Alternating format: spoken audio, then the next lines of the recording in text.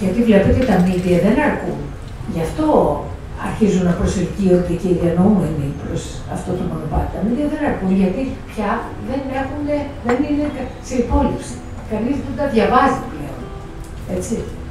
Λοιπόν, χρειάζονται ειδικοί, οι πανεπιστημιακοί, εμείς, λοιπόν, που ξέρουν, γιατί η επιστήμη, όπως ξέρετε, είναι αντικειμενική. Οπότε ό,τι πούμε δεν είναι ότι μας συμφέρει, είναι ιδεολογικά χρωματισμένο, είναι αντικειμενικό, είναι επιστημονικό. Δεν υπάρχει, αν θέλετε, για μένα γνήσια ποιότητα εκτός χαράς.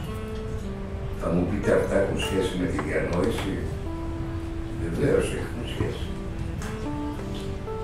Η χαρά δεν έχει σχέση με τη διανόηση.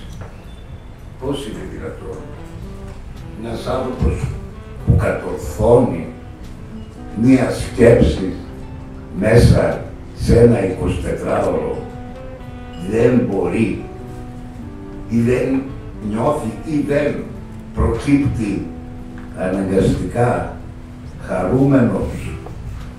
Αυτό,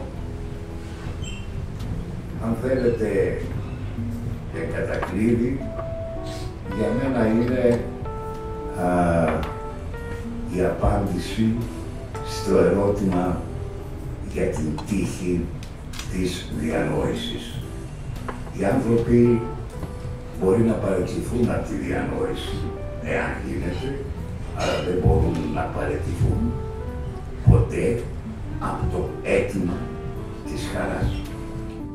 Άρα, τα θέματα που θέτει ο Νίκος Παναγιωτόπουλος εδώ, η εξήγηση που δίνει, ακόμα και για την ίδια την στάση των διανοωμένων, αλλά και για τις πιθανές κινήσεις που οφείλουν να γίνουν